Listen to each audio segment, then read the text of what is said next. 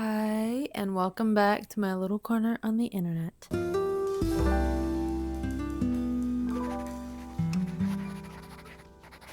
Well, as you can see next to me, I have a little stack of about 14 books, I think. And we're just gonna do a little thrifted book haul. These are all classics, I suppose, pretty much. And I just thought I'd share and talk about them just a little bit. I did like a rapid fire version of this on Instagram stories, but I wanted to make an actual video of it as well. So here it is.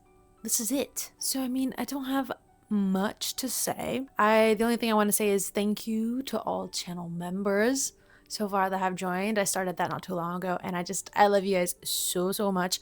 I have this fun idea that my sister and I are conjuring, so that is coming soon, hopefully, just for members. And yeah, I love you guys so much. Thank you. And everything from there is just like being put back into the channel so I can keep making stuff. So yeah, it means a lot to me. And second of all, a little side thing that I have started that I haven't mentioned yet properly is that I have a little Etsy, and I'm planning on adding more things on there, but I just created very simple little designs and I put them on some cute little baby tees. For example, this one says, "Tell me about your books." I have one that says, "Reading is sexy," which is a very sort of popular, iconic shirt take from Gilmore Girls that I really loved. And a couple other random ones on there as well that I just put together because I think, why not? It's kind of fun. And I was thinking about this for a while. So if you wanted to check that out, it's in the description. But anyways, we're just going to get right into it because we have quite a few books to get through. First of all, we're going to start with War and Peace by Leo Tolstoy. If you don't know this book, then I don't know what to tell you. Tolstoy is meant to be one of the greatest Russian writers of our time, not of our time, but of a time. Greatest Russian authors, period. But I've been thinking about and considering reading War and Peace despite it being 1,000+ pages, but it's supposed to be a marvel of a book. And I found this yesterday. Not yesterday? Was it yesterday? The day before yesterday at Bookfest. Or was it yesterday? Oh my gosh, it was literally yesterday. Sorry. I found this at Bookfest. All these books, by the way, were $2.50 to my knowledge. So it was all very cheap. But I have no idea what sort of translation this is. I don't know who exactly translated this one. I'll have to look into it because translations matter. But I'm very keen to potentially get into this book in the coming new year. I think it's going to be one of my goals to conquer this book. But yeah, I think this cover is gorgeous, in my opinion. And I snatched that up when I saw it and someone was standing right in front of it. I was quaking in my boots, hoping that they wouldn't pick it up. But they didn't. And I snatched it instantly. But I think, to my knowledge, from what I remembered, this is just a lot about human dynamics, relationships, and a family and things like that. I actually have no idea exactly, but I've been wanting to read it. I will give you a snapshot of what the blurb on this edition says, if it wants to stay in place. Life and death, free will and destiny, joy and suffering. These are the dualities that Leo Tolstoy explores in this epic War and Peace, and he tells the story of several families at the top of Russian society at the dawn of the 19th century. Yeah, that's what I was trying to put together before. It's about the family's dynamics and all that. I'm very excited about it. We'll hopefully get into it. If you've read War and Peace, let me know what you thought. I also have Anna Karenina, which I do also want to read very badly. But yeah, moving on. I've got How I Live Now by Meg Russoff. I had never heard of this book, but I kept an eye out on Penguins because I really like Penguin books, and I saw this one and it very much intrigued me.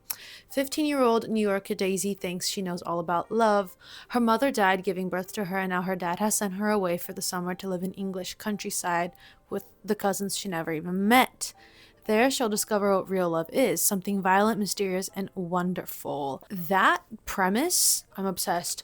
It kind of reminds me of Bonjour Tristesse in a way, in the sort of idea of a young woman having this sort of naivete masking what things as complex as, these beautiful romantic things, but it can be quite brutal. So I'm very excited to read that, actually, especially because, from settings like New York and then moving into English countryside, I just find that so appealing for some reason. I'm excited. I'm keen to read that. Next, I'm going to brush these out of the way real quick. I also found Jane Eyre and Pride and Prejudice, these lovely older editions, which I already have this exact copy of Pride and Prejudice. I don't have this copy of Jane Eyre, which I love Jane Eyre, but these are gifts for someone, so I bought them. But anyways, moving on. I found The Monk by Matthew Lewis. Look at that cover. That's kind of cool. I love it. And it's one of the little smaller sized penguins. But I had heard about this book somewhere. I think I added it to my TBR and I was possibly considering on reading this during October, like the spooky season, but I never got around to it. And then I found this and I thought, anyways, a little peek. This is exactly the type of book that I love. By the way, you'll see what I mean. Ambrosio, a monk, finds himself drawn to his pupil Matilda, a young woman in disguise. Unable to control himself, he sates his lust and soon tires of her. But Matilda has more than her body to offer. Using black magic, she will help Ambrosio seduce the innocent Antonia. And his desperate acts become more and more depraved. It becomes clear that Matilda is not everything she seems, and Ambrosio's damnation may be closer than he feared. You know, this whole thing of, lust, sorcery, torture, and all of that, and like seduction. I love these sort of things, and playing with the sort of idea that he's a monk. I don't know what it is. Something about it really gets me going. I love these sort of things. It has this sort of, I don't know if mystique is the right word to use, but kind of reminds me of perfume in the most general sense. Like, I mean, in essence wise, it's kind of dark and twisted, but it's also kind of, there's a bit of lust in there. You know what I mean? Like there's something about it that's very intriguing to me, and I'm very, very keen to get into that. Next, also something I'm very excited about that I found is Modern Times Selected Nonfiction by Jean-Paul Sartre. If you know me, I love nausea. I read that book early this year and I absolutely love it. If you know me, I love existentialism, absurdism, etc. And I really liked his writing. When I saw this, I thought, I need to read more of his things. So true. So I picked this up and I'm very excited. I think one of my big goals for next year in terms of reading is that I want to read more nonfiction. I love reading memoirs and essays and things like that. So I definitely want to read more of that and more philosophy as well. I think I want to expand my palette on that. So I got that and I'm very, very keen on reading more of Jean-Paul. Next, we've got Cranford and Other Stories by Elizabeth C. Gaskell, which is a collection of different stories, but the subject matter in these very much intrigued me. I had never heard of this book or Gaskell before. Sorry if I meant to, but I haven't, and I don't know, I'll give you a little peek. As diverse in setting as in subject matter, these tales move from the gentle comedy of life in a small English country town to atmospheric horror in far northwest Wales. There's stories of lust and love and loss. It's subtle and complex and provide perceptive analyses of changes in English national life during the industrial age. And it also touches on the terrors of the Salem witch trials in the 17th century and a lot of ideas regarding the outbreak of delusion and things like that. So there's a series of different stories that seem very compelling and quite diverse in subject matter, but all of their sort of main topics really got me going. So I thought, girl, you about to get a new fan. Yeah, moving on. A book that has been on my TBR for ages, and I've been holding myself back from buying books because my shelves are actually full, so I have 3 stacks of books on the floor piling up. But because it was Bookfest, it's thrifted, like, it's okay, it's for charity. I found Tess of the D'Urbervilles by Thomas Hardy. I was so happy when I saw this, and I snatched it instantly.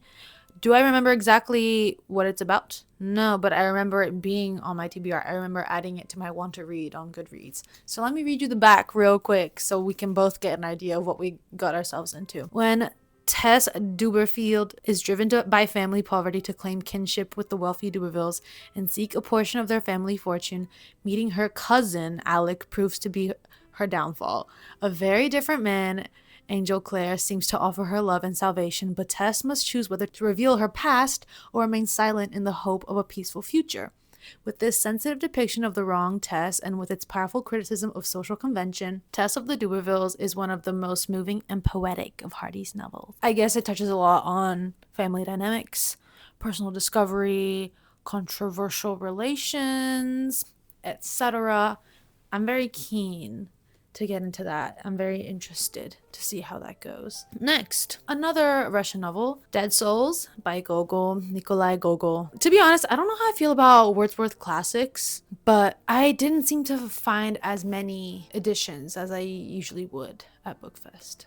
But I'll settle for this. I'm like so happy. But I've been recently rewatching Gilmore Girls. I'm season 3, but I remember there was one point where Rory gets her application in the mail and they start freaking out because like, oh, why didn't I get this when I was reading Dead Souls? Like that would have been cool. Anyways, but I found this and I thought, let me just snatch that. Did I read the back of it? Do I know anything about it? No. So let's find out right now. Russia in the 1840s, there's a stranger in town and he is behaving oddly. The unctuous Pavel Chichikov goes around the local estates buying up dead souls.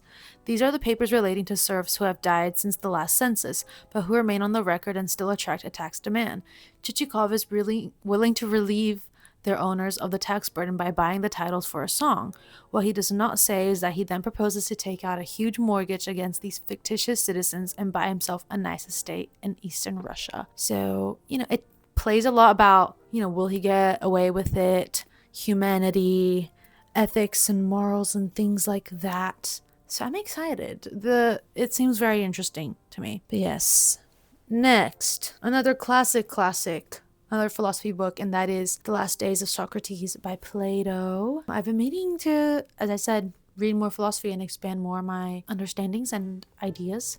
So I found this and I thought I must cop. And I think these editions of Penguins are so beautiful. There's something so, I guess, inherently classic about them that makes the reading experience feel nicer. I don't know how to explain that exactly, but sometimes the certain edition of a book makes the book feel more authentic and enjoyable in a way. So for example, actually, my copy of A Certain Hunger, the version that you can get here in Australia is so much uglier, which is that fuck-ass pineapple one. But I found the other edition online with the beautiful painting. It's a gorgeous book, and I just know that I needed to have that edition specifically when I went to read it because it would impact me and my thinking. Anyways, but yes, we've got that, The Trial and Death of Jesus, in 4 superb dialogues Plato provided in the classic account. So, I don't think I have to explain much. It's kind of self-explanatory, but I'm very keen to read more of this. Have I read any Plato before? Yes, I read How to Talk About Love by Plato, which I did find interesting. I liked the writing style because it is like all dialogues pretty much. And I really enjoyed that. Next, I got The Professor by Charlotte Bronte. Again, beautiful old edition. I need to try and get that sticker off. I will blow dry it and peel it. But also, again, no idea what this book is about, but it's Charlotte Bronte and I love Jane Eyre. And I feel it is my duty as someone who enjoys classics that if I find, a thrifted copy of classics such as these, like I need to get it and need to read it at some point in my life. Because why wouldn't I? Let's find out what this is about. The story is one of love and doubt as the hero William Crimsworth seeks his fortune as a teacher in Brussels and finds his love for the good Anglo-Swiss girl of Frances Henry, severely tested by the sensuously beguiling and manipulative headmistress. The novel challenged many of the deeply held expectations of the time and is essential reading for all those seeking an understanding of the author and her work. So, as the book told us, we must read this. Next. Also, I'm very excited about this. I have never read anything by Susan Sontag, but I know that she is a wonderful writer, and this collection is a collection of 16 essays and speeches written the last years of Sontag's life when her work was being honored on the international stage. She writes of freedom of literature, about courage and resistance, and fearlessly addresses the dilemmas of post 9/11 America, from the degradation of our political rhetoric to the appealing torture of prisoners in Abu Ghraib. So I'm very keen. It's typically I don't read many books or I guess nonfiction in those sort of topics. I think the closest thing that I got to reading those types of subject matter is Trick Mirror by Gia Tolentino. But yeah, I want to expand my reading. So another one I'll quickly just show is I found this copy of Looking for Alaska by John Green, which I think everyone has read this at some point of their young teen lives, and this was honestly one of my favorite books when I was a young teen. It still is. It really made a mark on me. I loved the series as well, and I don't have my copy of it anymore, and I'm so happy I found this. And honestly, it's something that, you know, you can just reread in a day to relive those sort of feelings of young teenagehood. But if you don't know what Looking for Alaska is about, it follows this young boy who goes to this, I guess it's a summer camp slash summer school camp thing, and meets Alaska, this very mysterious girl, and they develop quite of a close relationship. But he slowly discovers the sort of complexity of her life and her struggles, and it all unravels during this summer camp place. And it's quite tragic, but it's quite fun and beautiful, and I love it. And then onto the last book, and that is The Sense of an Ending by Julian Barnes. I'm surprised to have found this, but I have read Elizabeth Finch by Julian Barnes, which I really loved. I've never heard of this book, but I quite liked his writing style, and I thought this seems interesting, so let me give you a peek. Tony Webster and his clique first met Adrian Finn at school. Sex-hungry and book-hungry, they would navigate the girlless sixth form together, trading in affections, in-jokes, rumor, and wit. Maybe Adrian was a little more serious than the others, certainly more intelligent, but they all swore to stay friends for life. Now Tony is retired, he's had a career and a single marriage and a calm divorce. He's certainly never tried to hurt anybody.